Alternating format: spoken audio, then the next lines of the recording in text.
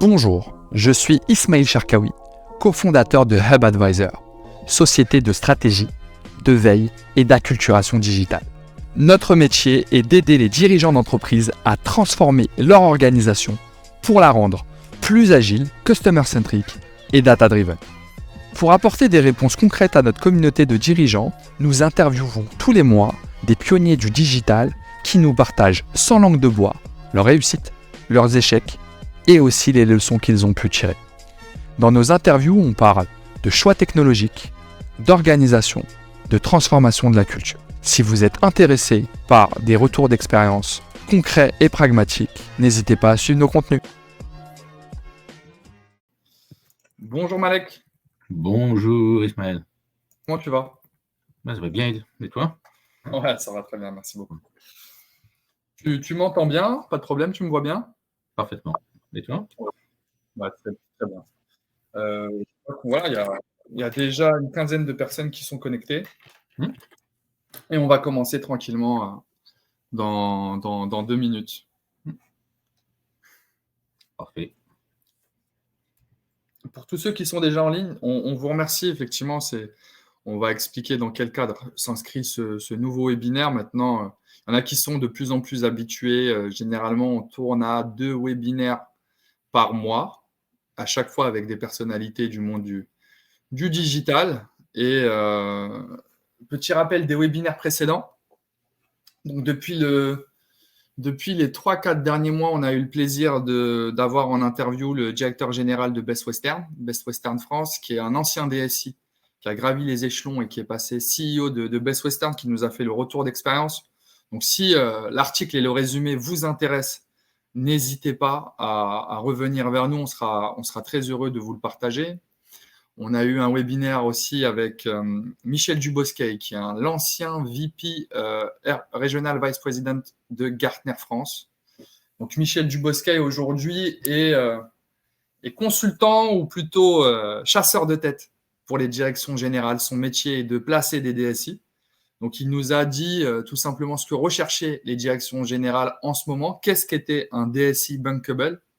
Quels étaient les critères aujourd'hui pour être chassé sur le marché en tant que DSI? Donc, c'était un webinaire très intéressant. Pareil, on en a fait une synthèse. Elle est disponible. On a le mois dernier, ou plutôt au mois de février, on a réalisé un webinaire avec la société Cambon Partners. Donc, Cambon Partners sont des spécialistes du sujet des mergers and acquisitions. Et avec eux, en fait, on a parlé du rôle et de l'importance de l'informatique dans la valorisation des entreprises. Webinaire aussi intéressant, pareil, on a le résumé si c'est quelque chose que vous voulez voir. Et puis, juste avant, on avait parlé de digitalisation des ETI avec un de nos advisors qui est l'ancien Chief Information Officer et Chief Digital Officer de Adev Materials, une belle ETI familiale lyonnaise, qui lui a fait un retour d'expérience, on va dire, sans langue de bois, sur les différentes étapes qui ont conduit Adev Materials à se transformer de manière assez radicale, en passant par le recrutement, la transformation de la culture, le choix d'outils, la mise en place de la data dans l'entreprise, qui n'était pas forcément dans l'ADN. On ne parle pas de sociétés qui sont digital natives, loin de là. Et pareil, le retour d'expérience est disponible. Donc, voilà pour ceux qui ont commencé un petit peu plus tôt, la série des webinaires qu'on a pu animer avec Hub Advisor. Donc, il y a toujours un focus. Le focus et la tradition chez Hub Advisor, c'est de relier 2 enjeux, la technologie d'un côté et le business de l'autre. Ce qui fait le digital, on reviendra dessus. Et c'est pour ça, donc il est 11h01, on va démarrer Malek. Je te remercie encore une fois de t'être joint à nous. Et c'est pour ça que quand on veut parler de technologie et quand on veut parler de business et qu'on fait, on va dire, la jonction entre les deux, ça faisait beaucoup de sens aujourd'hui pour nous de t'interviewer, Malek, parce qu'aujourd'hui, on voit qu'il y a de plus en plus de questions sur le poids de la technologie. C'est même des questions aujourd'hui philosophiques. On se rend compte quand on allume la télé par rapport à ChatGPT que des sociologues, des anthropologues aujourd'hui se posent ces questions-là, mais à savoir le poids que va jouer la technologie dans l'organisation. Est-ce que c'est un asset, une menace? Est-ce qu'on doit se réinventer? Et si oui, pourquoi et comment? Et donc, c'est autant de thématiques qu'on va aborder aujourd'hui. Je te remercie pour le temps que tu nous accordes. Merci, merci Ismaël. Merci de m'inviter. Je suis très content d'être là parmi vous. Essayer de répondre à ces questions que tu vas me poser, qui sont, comme tu disais, d'ordre philosophique, en tout cas certaines. On voulait aujourd'hui échanger avec un dirigeant d'entreprise qui avait connu des ruptures technologiques, notamment, et qui avait vu l'arrivée de nouveaux entrants sur son marché, pour savoir comment ils avaient, entre guillemets, résisté, s'étaient réinventés pour pouvoir faire face à ces transformations-là. Donc Malek, c'est pour ça qu'on t'a invité. Je vais te laisser te présenter peut-être un peu plus dans le détail, et après on parlera de BT. Donc, qu'est-ce que t'es BT avant les ruptures que tu vas nous décrire et comment vous avez pu vous réinventer pour devenir une tech compagnie, une software compagnie. Voilà, teaser. BT a réussi cette transformation-là.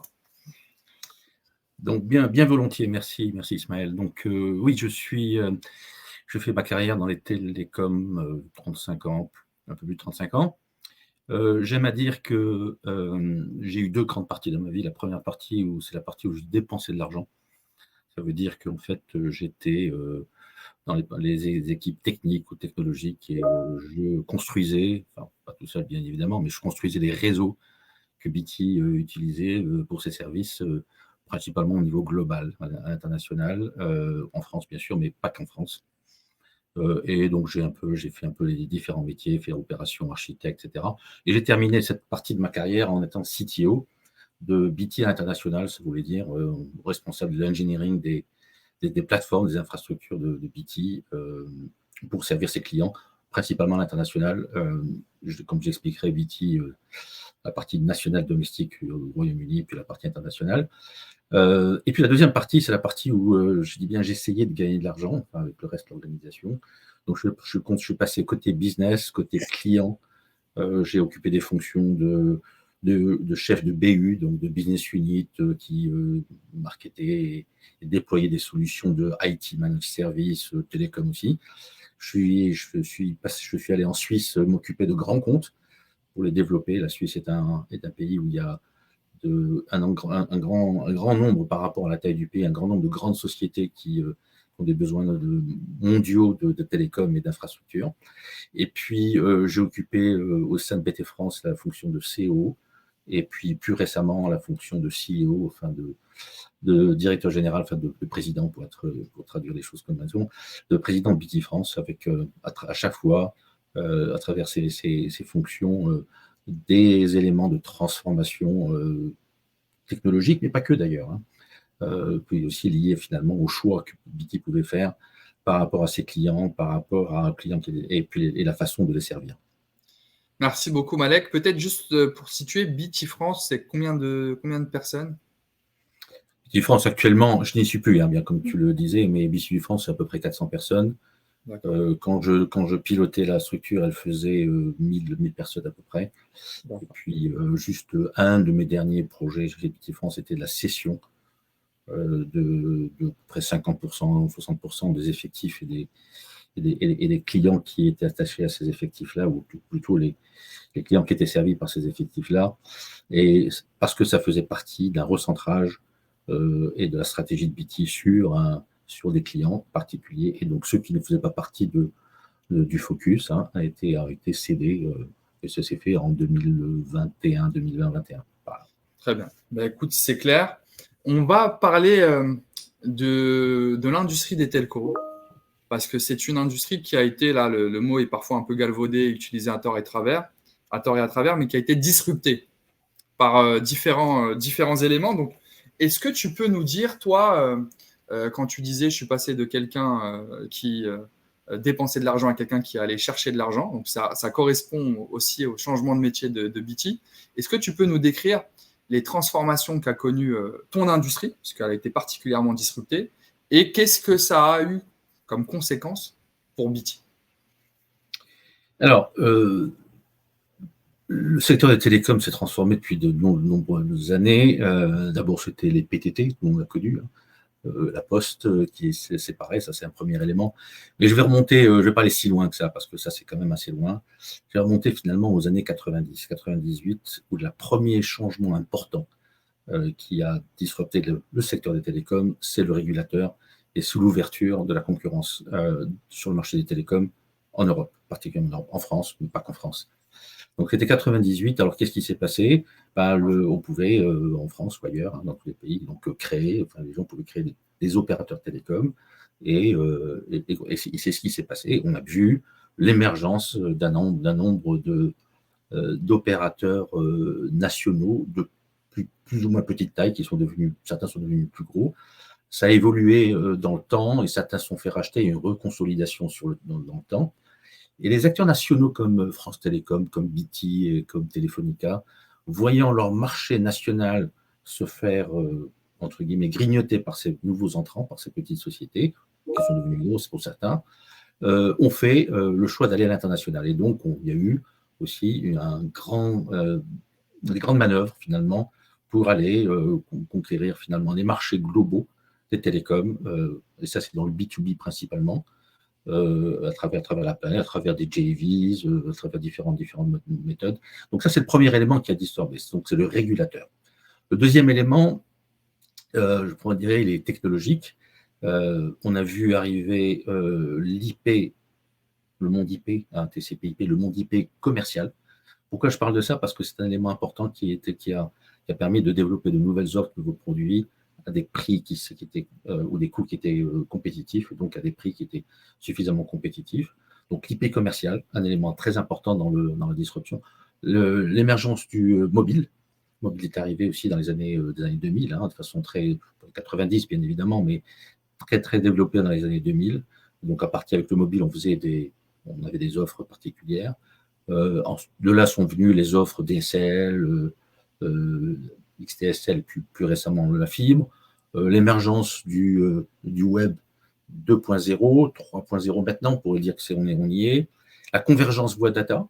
Moi, j'aime dire que la data, la voix, c'est de la data qu'on entend. Parce que dans les tuyaux, c'est à peu près la même chose. C'est juste qu'à un moment donné, elle est transformée en quelque chose qu'on peut entendre.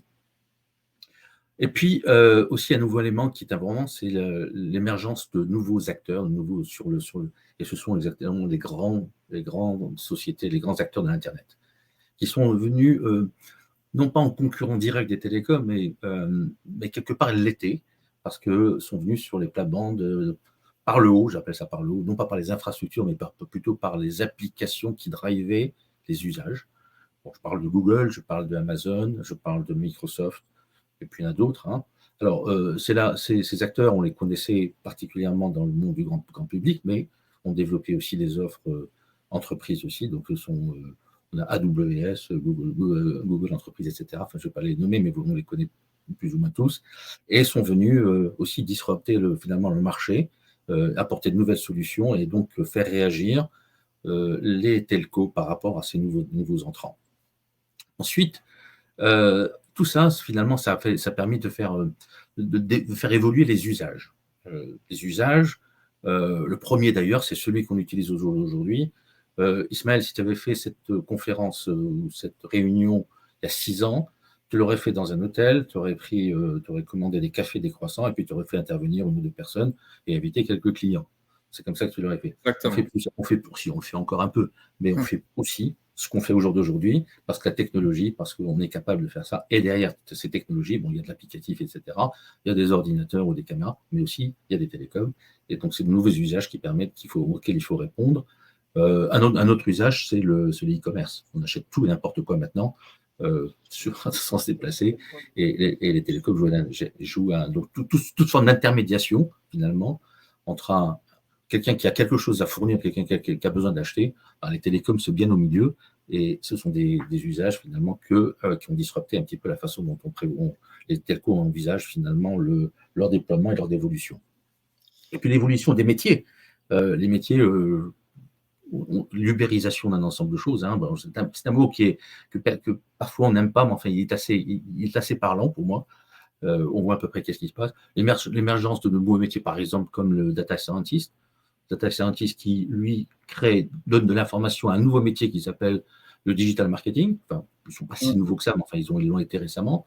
Voilà, des nouveaux métiers. Et puis, l'émergence, excuse-moi, je termine, et puis l'émergence, finalement, de risques nouveaux par rapport à tout ça, c'est les risques liés à la cyber, parce qu'on digitalise, et donc c'est une nouvelle forme de risque qui intervient, et il faut y répondre. Donc, tout ça, c'est des éléments qui disturbent le métier de la télécom. Merci beaucoup, Malek. Et là, je vois qu'on a Nicolas Jambeau que je connais en plus qui s'est connecté. Est-ce que Nicolas, tu as une question ou est-ce que c'est une erreur? Non, pas du tout. J'étais en train Ok. de vous écouter, Ok. sagement. Ok. Ah, parce que tu es monté en tant que participant, c'est pour ça. Non, ok, d'accord, très bien. Mauvaise maîtrise de l'application, mais j'écoute sagement. Désolé, ok. Non, écoute, Malek, merci beaucoup pour ça. Donc, moi, ce que je comprends en résumé, c'est qu'effectivement, BT a connu de nombreuses transformations. C'est intéressant de savoir comment vous avez réagi à ça. Typiquement, qu'est-ce que ça veut dire d'être dans une industrie où il y a des technologies de rupture qui arrivent? Comment ça a été vécu d'un point de vue humain, d'un point de vue culturel? Et comment, derrière, vous êtes mis en ordre de marche pour pouvoir résister, puis potentiellement gagner des parts de position même, alors qu'il y avait ces nouveaux entrants. Parce que c'est des révolutions qu'aujourd'hui d'autres industries connaissent. Vous avez connu ça avec peut-être 20 ans d'avance. Et c'est intéressant d'avoir ce retour-là, de connaître l'histoire de l'intérieur. Savoir, voilà, qu'est-ce qui s'était bien passé et moins bien passé.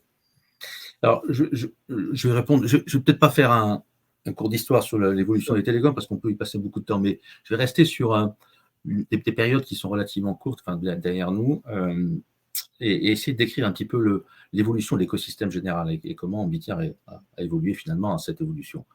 Le premier élément de la dimension qu'il faut regarder, c'est les clients. Qu'est-ce qu'ils veulent? Parce que tout part de là. Si on ne répond pas aux clients, ben on a un peu raté. Donc, les besoins des clients, c'est la transformation digitale, première chose dont il faut tenir compte. Il faut tenir compte de la cloudification, c'est un mot que j'utilise, je ne sais pas s'il est bon, mais des applications, donc ça c'est clair. Leur façon de s'engager, l'engagement qu'ils prennent vis-à-vis des fournisseurs, des contrats qui sont beaucoup plus courts. C'est fini le temps où on avait des contrats de 7 ans, de 400 millions, etc. Je crois que ça n'existe plus. Enfin, ça peut exister encore, mais ce n'est pas du tout la norme. Le client cherche des contrats plus courts, de 3 plus 1 plus 1, 3 ans plus 1 an plus 1 an, qui lui donnent de la flexibilité de pouvoir faire certaines choses lui-même ou elle-même, le client. C'est-à-dire, en fait, on est dans le monde, 80% est fait par le client et 10% est fait par le fournisseur, et le reste est fait en interne. On voit un peu plus ces tendances-là. On voit aussi des tendances liées à la prescription de technologies. Les gros clients ont des départements IT conséquents, donc ils peuvent faire de la veille technologique et puis revenir vers un fournisseur et dire je veux, ou un partenaire, enfin, de dire je veux introduire cette nouvelle technologie dans la construction de mon architecture. On peut le faire à travers des advisors, enfin à travers des consultants qui peuvent le faire. Et sont de plus en plus, moi j'ai eu beaucoup de cas comme ça où les clients me demandaient, il y a cette niche, cet acteur niche là qui m'intéresse, je ne vais pas le prendre en direct parce que d'abord je ne saurais pas le gérer, est-ce que vous pouvez l'intégrer dans votre offre, etc. Il y a 10 ans, il y a 5 ans, ça posait problème. Là, c'est un must. Enfin, on ne peut pas tout faire, bien évidemment, mais il faut pouvoir répondre à ce genre de demande. Donc les clients. Le deuxième, c'est la concurrence. Donc, je parlais des acteurs de l'Internet là, qui sont venus. Et là, il faut arriver à comprendre comment la valeur se partage par rapport à ces acteurs. Aller faire du cloud contre AWS, pour un telco, je crois que ce n'est pas trop la stratégie qu'il faut suivre. En tout cas, ce n'est pas ce qu'a fait BT et je suis entièrement convaincu. Donc, il faut trouver la façon de travailler avec eux. Je prends par exemple, si on prend Microsoft, en déployant des solutions Teams, on n'est pas sur Teams, mais enfin, on aurait pu l'être, hein, de solutions Teams, c'est eux qui fournissent la licence, mais c'est BT qui la déploie. Mais qui la déploie dans un mode ou bien, entre guillemets, dégradé, c'est-à-dire qu'en fait, sans qualité de service, ou bien l'intègre dans son portfolio avec la qualité de service. Donc, ça veut dire que ça marche avec 100 pixels, ça veut dire que c'est sécurisé, c'est-à-dire qu'on n'a pas des personnes qui peuvent rentrer un petit peu sécurisé du point de vue cyber, et avec tous les rapports nécessaires pour pouvoir gérer. Donc, ça, c'est un élément. Donc, travailler avec, ou AWS, pour prendre cet exemple-là, c'est de créer des solutions qui permettent aux clients de se connecter à AWS en quelques jours, voire quelques heures. Donc, c'est pré-intégré les clouds d'AWS ou d'Azure d'ailleurs, pour Microsoft pour parler de cela, ou de Google, parce que je ne veux pas faire de jaloux, les intégrer pour qu'un client qui a besoin d'aller sur un cloud puisse le faire sans avoir à tirer un câble ou tirer une ligne. Ça va beaucoup plus vite. L'évolution technologique, ce troisième élément, là, il y a un grand nombre d'acteurs. Il y a les grands qu'on connaît, les Cisco, etc. Mais il y a des plus petits acteurs qui font des choses très, très bien, très particulières. Il faut pouvoir les intégrer. Alors, les intégrer de façon native dans le portfolio, c'est-à-dire qu'il faut déjà les préparer, les intégrer, les tester, s'intégrer dans le système stack, dans le système d'information, ou bien être capable, finalement, de pouvoir les intégrer assez rapidement si un client le demande. En faisant un peu du sur-mesure pendant une période, et puis ensuite, si le besoin est ressenti, c'est-à-dire qu'il y a beaucoup de clients qui le demandent, à ce moment-là, les intégrer au portfolio. Et puis, le dernier élément de l'écosystème, c'est bien regarder ce qui se passe par rapport au régulateur. Alors, le régulateur, il y a plusieurs types de régulateurs maintenant. Le régulateur télécom au sens large, qu'on connaît. En France, c'est l'ARCEP, il y en a un peu partout dans tous les pays. Et puis, il y a le régulateur européen qui harmonise un peu les besoins. On a le régulateur qui vient de la Commission européenne lié aux données, donc la RGPD, en France, c'est la CNIL, il faut travailler. Et puis, l'ANSSI, alors c'est pas régulateur l'ANSSI, mais enfin l'ANSSI est un prescripteur. Enfin pour les sujets liés à la cybersécurité, il faut tenir compte de ces organismes qui dictent un peu. Donc le régulateur, au sens très large du terme, est un élément qui intervient dans l'écosystème. Donc c'est en tenant compte de ces quatre choses-là qui permettent de définir le roadmap de BT. Et donc finalement, qu'est-ce que c'est ? Le roadmap, c'est bien choisir ses clients, d'être très très clair sur à qui on veut vendre, et si on n'est pas capable de vendre, de servir des clients proprement, il faut faire quelque chose par rapport à ça. C'était l'objet finalement de la session dont je parlais au début, qui ne correspondait pas à la stratégie. On avait d'un côté, juste pour illustrer le point, et d'un côté on parlait à des grands groupes comme je dirais comme Total ou comme Safran ou comme Alstom, des internationaux complètement. Et de l'autre côté, parfois on allait vers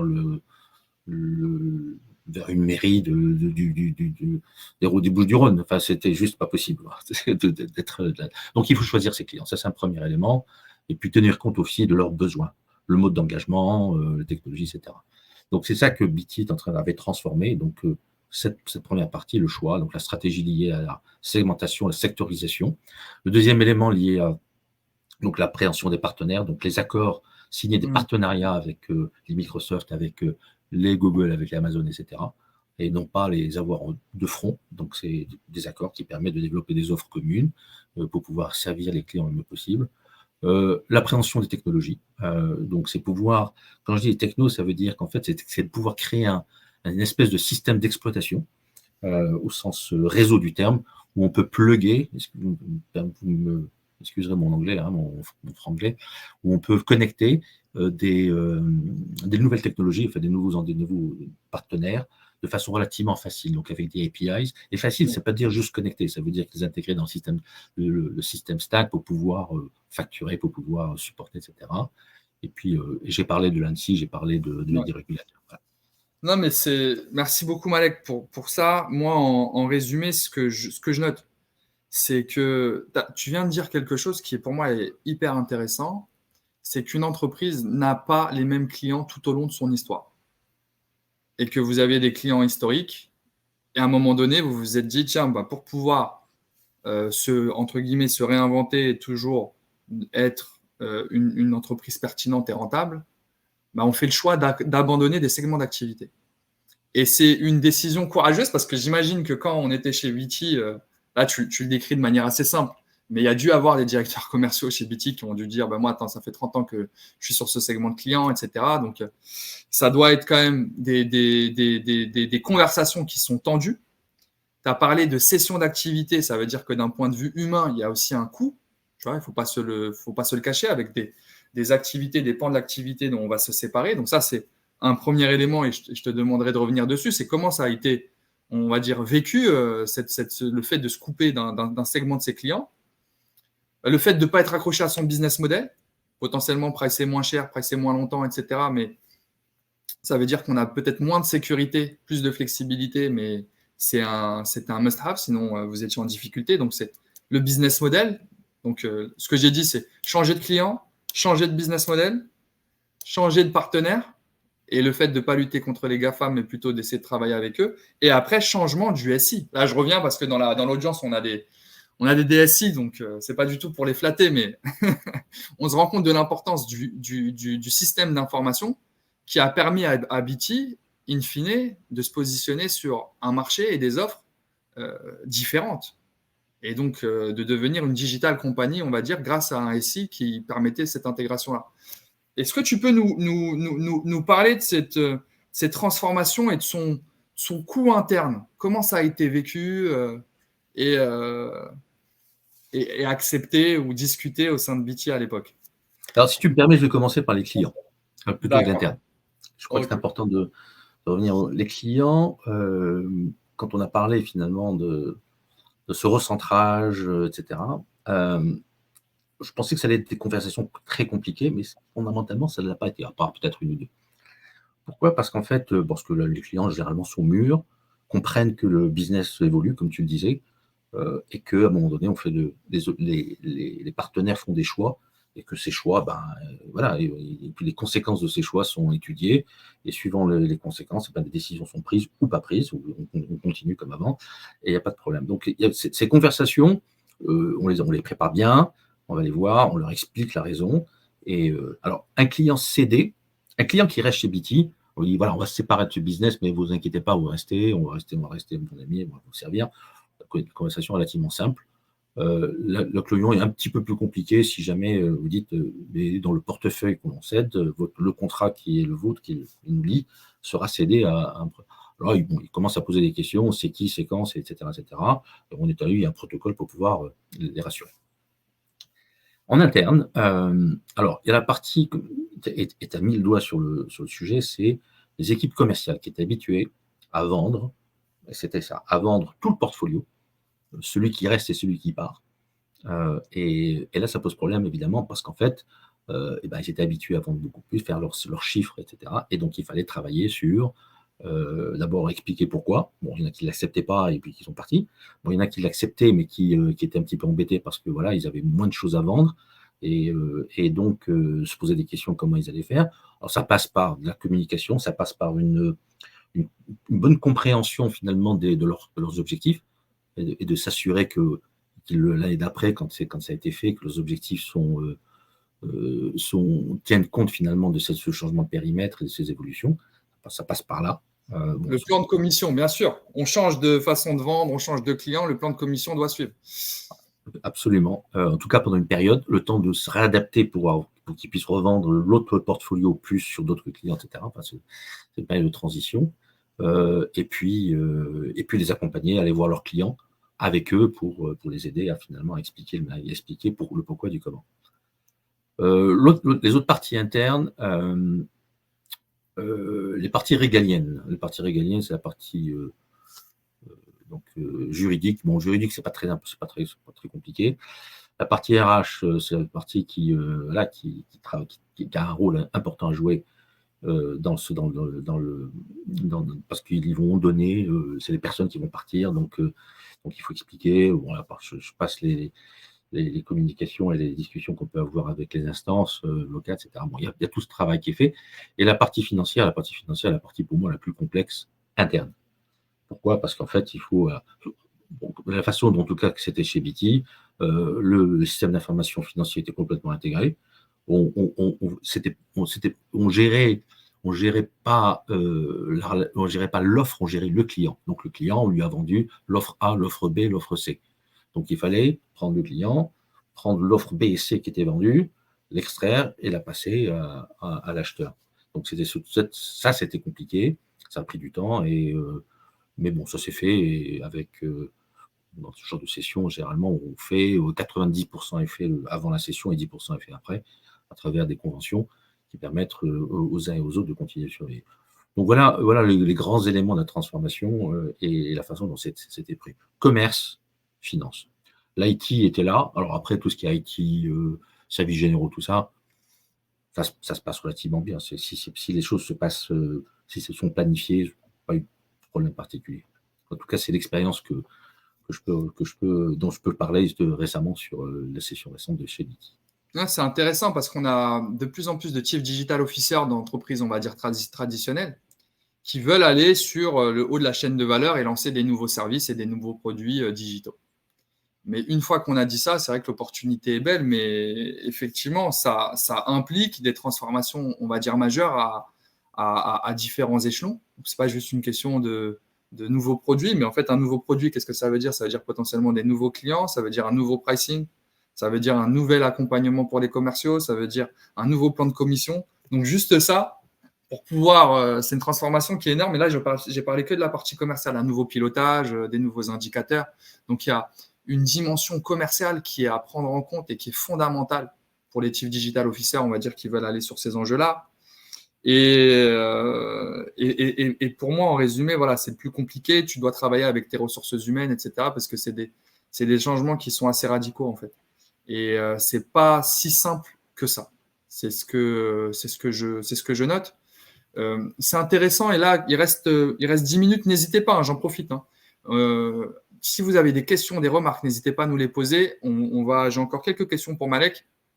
Et ensuite, on prendra l'échange doit être interactif. Donc, n'hésitez pas à participer. Mais pour moi, la question que je me posais, ou plutôt le retour qui est intéressant, c'est aussi ton histoire personnelle. Là, on a parlé de BT, on a parlé de la roadmap, de se dire, bon, bah, on va changer de client, on va changer de partenaire, on va changer de techno, et on va changer de régulation. OK. Il y a des gens qui ont profité de ces transformations. Donc, voilà, je sais que tu as un tempérament plutôt humble, donc tu ne vas pas dire, voilà, j'étais le meilleur, etc. Mais qu'est-ce qui a fait que toi, tu es passé d'un rôle de CTO à un rôle de COO, puis CEO, en fait? Est-ce que tu peux nous parler de ton évolution interne? Et en parlant de toi, peut-être de la gestion des talents au sein de BT. Comment cette transformation a fait que, je ne sais pas, le profil type de BT en 1998 n'est pas du tout le profil type de BT en 2012, qui n'est pas le même profil qu'en 2023. Cette question des talents, comment vous l'avez abordée? Je vais peut-être répondre à la première et assez rapidement. Donc, je disais, j'avais une première partie qui était liée qui était principalement de m'occuper des infrastructures. J'avais fait quasiment tous les métiers au sein de BT à l'international au niveau technique. Que ce soit des activités opérationnelles, gérer les NOC globaux, faire le déploiement, les architectures, etc. Et j'étais arrivé, et j'étais basé en France. C'est important de le dire parce que j'étais basé en France, mais bon, j'étais basé dans des avions et une valise, comme on dit. Et je passais ma vie je rentrais le week-end. Mais le fait que j'étais basé en France, le président de BT France à l'époque, de BT en France, hein, qui s'occupait de l'activité, m'avait demandé de participer à son CODIR ou COMEX, enfin, etc. Et donc, j'étais un petit peu l'élément, la personne technique ou technologique, voilà, de la partie France avec mes fonctions globales, etc. Et en participant à ce COMEX, je l'ai fait pendant peut-être une période de 1 an à peu près, je voyais un peu les problématiques directes liées au business, aux clients, au PNL, la profitabilité qui était là ou qui n'était pas là, enfin toutes les activités business que l'on voit moins quand on est plutôt de la partie un peu technique, on peut l'avoir, mais on n'est pas confronté à ça. Et ça m'intéressait, ça c'est un premier élément. Et puis il m'a confié, alors il m'a confié une petite BU au-delà de ce que je faisais, peut-être pour me tester, je ne sais pas, mais bon, pour une petite BU, et ça m'a plu. Donc, ce qui m'a plu, c'est plusieurs choses. La première, c'est l'interaction client. Parce que finalement, c'est un peu ça pour lesquels les sociétés travaillent, hein, c'est pour servir des clients. L'interaction client. Deuxième élément, c'était l'immédiateté de l'impact des décisions. Quand on est CTO, l'impact, on le voit peut-être 1 an et demi après, voire 2, quand on est assez rapide. Là, on voyait l'impact à la fin du mois sur le PNL, hein, c'était assez rapide, etc. Et puis donc, c'était la vitesse. Donc, j'ai décidé j'ai continué là-dessus, et puis il m'a posé la question si je voulais passer côté client, côté BD, et c'est ce que j'ai fait. Donc, un processus, j'ai abandonné mes fonctions globales et puis je me suis mis sur des fonctions dites locales pour servir des clients. Pour ces raisons-là. Et puis, l'autre élément, c'est qu'au niveau global, j'avais fait un peu le tour. Et donc, il aurait fallu que j'aille faire autre chose ailleurs, probablement. Et donc, c'est ce que j'ai fait, mais au sein de BT. Gestion des talents. Alors, ce qui était intéressant, pour rebondir sur la deuxième question, c'était qu'en fait, j'avais en théorie rien d'un businessman. Hein. J'étais plutôt une personne qui venait de la technologie avec un profil assez scientifique, ingénieur, etc.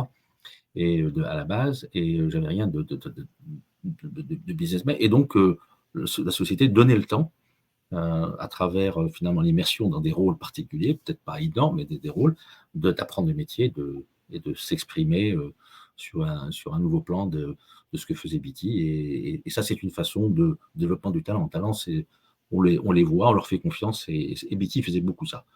Après, intervenait aussi ce qu'on appelait les talent pools classiques qu'on voit dans les entreprises de ce type-là.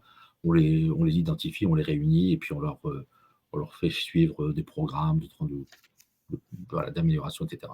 Donc, c'est moitié formation un peu institutionnelle, mise en relation avec des managers seniors, etc., et moitié sur le terrain, donc sur le tas, apprendre le métier sur le tas, et qui fait que globalement les gens se développent. C'était à l'époque. Je ne pense pas que c'est beaucoup évolué. On est encore un peu dans ce modèle-là. Moins dans on envoie les gens faire des MPA pendant 2 ans, puis on les récupère à la fin. Il y en a un petit peu de ça, mais c'est pas beaucoup. C'est pas trop la tendance pour l'instant. C'est plutôt des petits modules relativement courts, 2-3 semaines, on les forme sur des sujets particuliers par rapport à ce qu'ils souhaitent faire ou par rapport à ce qu'ils peuvent apporter.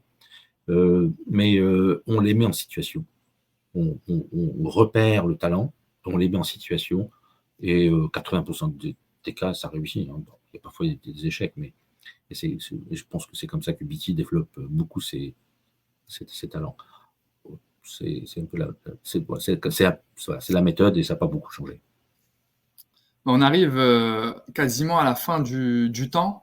Moi, par rapport à ce que tu viens de me dire, c'est encore une fois très intéressant, parce que je me rends compte que ton DG de l'époque, le DG de l'époque, ou le président de l'époque de BT France, était quand même assez visionnaire. Aujourd'hui, on voit de plus en plus de DSI au CODIR étendu, élargi, mais pas au CODIR, on va dire, resserré.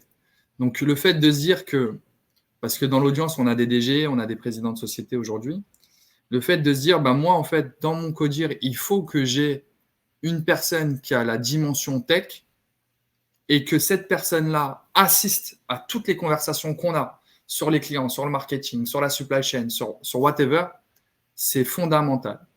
Et après, c'est toi, en tant que CTO de l'époque, tu as eu, on va dire, la curiosité et puis l'envie de pouvoir répondre à ces enjeux-là. C'est intéressant, en plus, on a des gens qui t'ont parlé de la France, donc tu es au plus proche, tu as travaillé au niveau global, mais surtout au niveau local. Mais que toi, tu t'es dit, par rapport à tous ces enjeux-là, comment la technologie et comment moi, en tant que techos, entre guillemets, excuse-moi l'expression, je peux contribuer à améliorer les choses. Et ce que j'aime bien aussi, c'est l'idée de se dire que le DG t'a confié une business unit. Donc peut-être pas commencer par un énorme projet de transformation en disant, Malek, demain, on change complètement de paradigme, de business model de client, etc. Et c'est toi qui portes tout. Et c'est un bing bang. Mais l'idée de se dire, en fait, il y a peut-être une activité à tester. C'est nouveau, il y a une dimension digitale et IT et tech qui est assez forte. Donc, tu la prends en charge, et puis on voit comment ça évolue et où est-ce que tu nous conduis.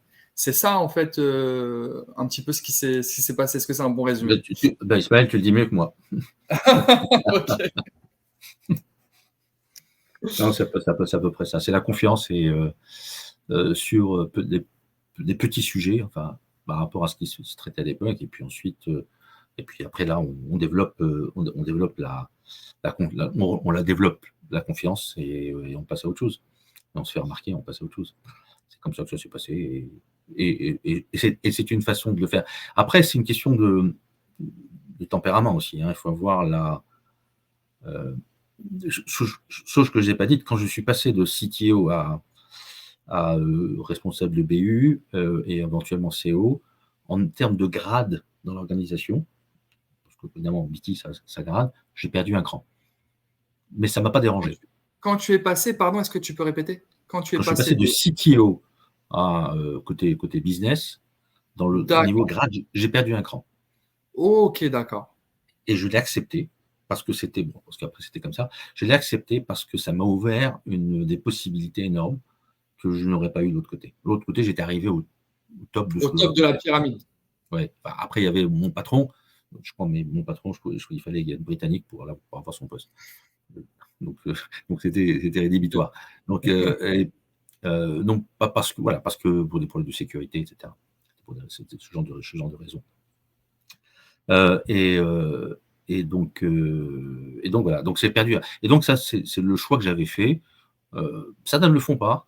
Ils veulent pas, ils n'acceptent pas finalement cette perte un petit peu de reconnaissance. Mais ça ne m'a pas dérangé parce que j'ai gagné énormément sur le reste. Ce qui est intéressant, et on conclura par ça, parce que voilà, on avait prévu 45 minutes, c'est que, in fine, là, ce qu'on voit beaucoup, c'est des sociétés qui, à un moment donné, vont chercher, ne font pas forcément confiance au profil tech qu'elles ont en interne. Ça, on le voit beaucoup. Et donc, on se dit, bah, lui, il s'est toujours occupé de la tech. Et là, on va chercher quelqu'un, voilà, qui est, je sais pas, qui a peut-être un profil plus business et qui vient de l'extérieur. Et c'est lui qui va lancer l'activité tech. Mais bon, il connaît moins bien le métier, il n'a pas le réseau interne, il n'a pas, on va dire, tous les avantages que la personne de l'interne a. Et ce qu'a fait BT, en fait, c'est de ne pas, à travers ton exemple, je le note bien, de ne pas avoir catégorisé de manière définitive les gens et les talents. Je pense que c'est essentiel. C'est-à-dire que le DG, à un moment donné, il a été pragmatique, il s'est dit, moi, mon métier devient de plus en plus technologique, donc c'est normal que le CTO, qui avant n'était pas au CODIR, en fait, il faut que je le fasse monter au CODIR parce que je veux avoir sa vision sur tout ce qu'on va traiter. Et de l'autre côté, j'ai bien aimé le fait que tu dises, moi, initialement, je ne suis pas du tout un businessman, profil ingénieur, scientifique, etc., mais qu'il n'y a pas de fatalité. Et tu n'as pas changé à 25 ans. Voilà. Cette transition-là, elle ne s'est pas faite à 25 ans. Elle s'est faite plus tard. Donc l'idée de se dire que ce n'est pas gravé dans le marbre et qu'une carrière au sein d'un groupe qui se transforme, comme le groupe, les gens doivent se transformer, entre guillemets. Il faut accepter ce changement, quitte à perdre, on va dire, du grade, du positionnement en interne. Mais voilà, il y a des opportunités à saisir et il faut savoir être bien placé et bien positionné. C'est ce que Si je me permets de rebondir là-dessus, c'est le conseil que je donne aux personnes qui me posent des questions. Ne cherche pas systématiquement la verticalité. Parfois, latéralement, c'est beaucoup mieux. Parce que ça t'ouvre un autre couloir, 2 autres couloirs, 3 autres couloirs que tu n'avais pas quand tu étais là où tu étais, là où tu es maintenant. Et c'est exactement ça. C'est ce qui s'est passé. Très bien. Alors, Nicolas qui nous dit un profil business ou technologie, ce n'est pas de la formation, c'est un état d'esprit et une curiosité la plus large possible. Je pense que toi, tu abondes. Je abonde complètement. Merci beaucoup, Nicolas. Et puis, Rudy, je pense qu'on terminera là-dessus. Quels conseils pourrez-vous nous donner concernant la trajectoire professionnelle qu'une personne lambda pourrait effectuer visant une transition d'un métier technique à un autre métier managérial, on peut dire business? Est-ce que les fruits sont assez intéressants qu'une telle transition devrait être… Est-ce que voilà, ça devrait être la norme? Est-ce que ça doit être, on va dire, le but ultime de n'importe quelle personne? Je te laisse répondre. Non, je pense pas. Je pense pas, parce que de la même façon que quels que soient les secteurs d'activité, on pense que parfois la seule réussite possible, c'est de devenir manager de personnes, etc. Et c'est pas forcément la seule. Il y a des gens qui sont pas faits pour être manager, il y a des gens qui sont pas faits pour être businessmen, il y a des gens qui sont pas faits pour être techniques. Aussi, de l'autre côté, j'ai vu aussi des gens qui voulaient être techniques et qui faisaient des grosses bêtises. Parce que voilà, ils se prenaient. Et non, ça revient finalement au commentaire de Nicolas, c'est un état d'esprit. J'ai vu beaucoup de succès de gens qui venaient du service client, ou des gens qui venaient du project management, la gestion de projet, ou des gens qui venaient du contract management passé commerciaux. Parce que le fond finalement de leur activité, c'était le client. Et c'est ça qu'ils aimaient. C'est servir un client. Après, on le sert comme on peut. Et passer commercial, Ça leur donnait un peu plus de visibilité dans l'organisation, parce que les sociétés un peu comme BT, le commercial est un petit peu, c'est le prince de la bande. Là, ils y arrivaient parce qu'en fait, ils avaient cette fibre client de le servir, etc. Donc, c'est un état d'esprit, c'est une fibre, c'est un désir. Et puis, si on l'a, et si les conditions sont réunies, moi, je n'invite les gens à bouger. Et ça revient à ce que j'appelais les moves, donc les mouvements latéraux et non pas verticaux, qui sont parfois aussi riches, voire parfois même plus riches. Merci. Et je vais finir par un commentaire et une question. Je commence par le commentaire. Donc, nous, on a fait une série de webinaires. Donc, aujourd'hui, je pense que c'est le 10e et on a eu du beau monde. On a eu la Chief Data Officer de L'Oréal, Chief Data Officer de la Matmut, Chief Data Officer du Crédit Mutuel Arkea. On a eu des DSI. On a eu vraiment du beau monde. On a eu directrice supply chain du groupe Danone. Et on a eu deux CEO. Donc, on t'a toi aujourd'hui et on a eu Olivier Cohn, CEO de Best Western France. Et c'est toi et Olivier, donc les deux CEO, qui ont prononcé le plus le mot client. Je t'en ai pas rendu compte, mais là, tout au long de l'échange, à chaque fois, tu as parlé client. Et à chaque fois que je te posais une question, même sur l'interne, tu disais, attends, je commence d'abord par le client. Donc, c'est un commentaire, un truc qui me frappe. Le fait que, voilà, à chaque fois, tu commences ton argumentaire par toujours parler d'abord du client. Donc, ça, quand tu parlais d'état d'esprit, je pense que ça en fait partie. Donc, c'était mon commentaire. Et là, je finis par la question. Qu'est-ce que tu penses de Hub Advisor? C'est un concept, on ne l'a pas préparé celle-là. Voilà. D'ailleurs, pas les autres, et pas trop les autres. Le thème était préparé. Qu'est-ce que je pense de Hub Advisor? Un concept innovant qui, à mon avis, qui répond à la problématique dont tu soulevais, c'est-à-dire qu'en fait, on a besoin parfois, des sociétés ont besoin parfois d'aide, j'appelle ça de l'aide, de support, relativement ponctuel, pas trop cher, pas trop compliqué, avec un modèle d'engagement relativement flexible. Moi, dans mes fonctions, j'ai eu affaire aux 5 grands, les EY, les machins, les Deloitte, etc. Évidemment, c'est pas le même modèle d'engagement, c'est toujours, c'est en dizaines de milliers, c'est en centaines de milliers à chaque fois, et c'est pas nécessaire. Je pense, enfin, parfois il a besoin de ça quand on fait des choses énormes, mais c'est pas nécessaire, c'est pas systématiquement nécessaire.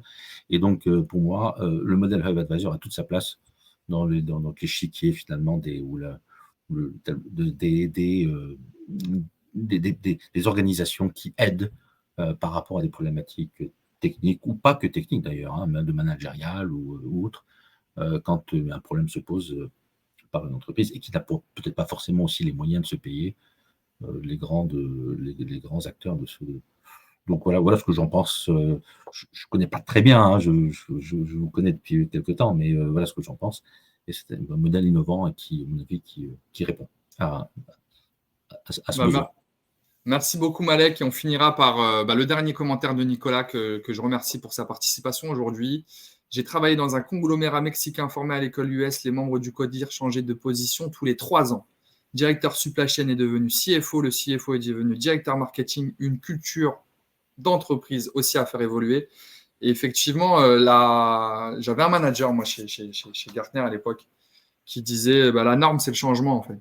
Et c'est vrai qu'on a tendance à dire que le changement est exceptionnel et donc il y a un grand projet, donc il faut faire la conduite du changement, mais même le terme potentiellement conduite du changement est de plus en plus obsolète, dans le sens où changer, c'est devenu la routine. Donc c'est effectivement culturel, et je pense qu'il faut, et tu ne me contrediras pas, bien définir les attentes dès le recrutement. C'est-à-dire dire aux personnes qui vont intégrer la société, tu fais ça aujourd'hui, mais peut-être dans 1 an, tu feras quelque chose de complètement différent, et il faut être OK avec ça. Moi, j'ai la théorie du 1 tiers, 1 tiers, 1 tiers. C'est dans une organisation, les grosses organisations, il y a 1 tiers des personnes qui appréhendent le changement de façon très positive, parce qu'en fait, ça fait partie de la vie de tous les jours. Il y a le tiers qui, je dirais, qui l'attend et à qui il faut vendre le changement. Après, ils viennent. Et puis, il y a le tiers qui est récalcitrant. Il faut les tirer. Et c'est bon. Alors, je ne sais pas si c'est bâtiment 1 tiers, mais enfin, c'est à peu près ça. Et on retrouve un peu cette chose-là. Le modèle des managers tournants, décrite par la personne qui est intervenue là, j'ai vu ça dans quelques entreprises et ça a l'avantage il y a au moins 2 avantages. Le premier, c'est qu'en fait, les individus se développent parce qu'ils voient beaucoup de choses. Le RH, il passe. Alors après, il y a des métiers qu'on ne peut pas forcément faire. C'est compliqué de faire legal si on n'a pas une formation, juridique, si on n'a pas une formation juridique.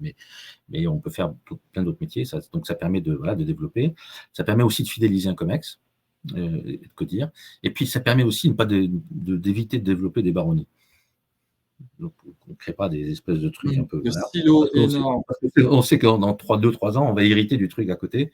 Et si on veut rester, et donc ça permet aussi d'être travaillé en équipe. Et ça crée une loyauté. Pour moi, ça crée une loyauté vis-à-vis du COMEX, plus que vis-à-vis de ses équipes. C'est comme ça que les équipes marchent mieux. La loyauté, là je parle de management de base, la loyauté doit être vis-à-vis du COMEX, en fait, des pairs, plus que vers son équipe directe. D'accord. Et là, ça marche. Si on est comme ça, si tout le monde est comme ça, ça marche beaucoup mieux. Si le CTO est très loyal avec le DRH qui est très loyal avec le directeur marketing, c'est là où l'entreprise fonctionne. Où le codir marche mieux. Alors, l'entreprise, c'est autre chose. Ouais. Il faut vendre, Oui, bien sûr. Le codir, il fonctionne et tu as parlé de cet aspect de loyauté et fidélisation du codir. Autant de recettes intéressantes. Je te remercie beaucoup, Malek, et je remercie à toute l'audience d'aujourd'hui pour votre participation. Votre écoute, votre attention. Si vous voulez retrouver le replay, n'hésitez pas, revenez vers nous. Et on vous dit à bientôt pour des prochains webinaires avec Hub Advisor. Et pour ceux qu'on a découvert aujourd'hui, on reviendra vers vous pour faire votre connaissance, tout simplement. Donc, attendez-vous à entendre de nos nouvelles. On vous remercie beaucoup tous et on vous souhaite une très, très bonne journée. Merci, Malek. Merci Ismaël. Merci à vous tous. Au revoir. Merci, au revoir.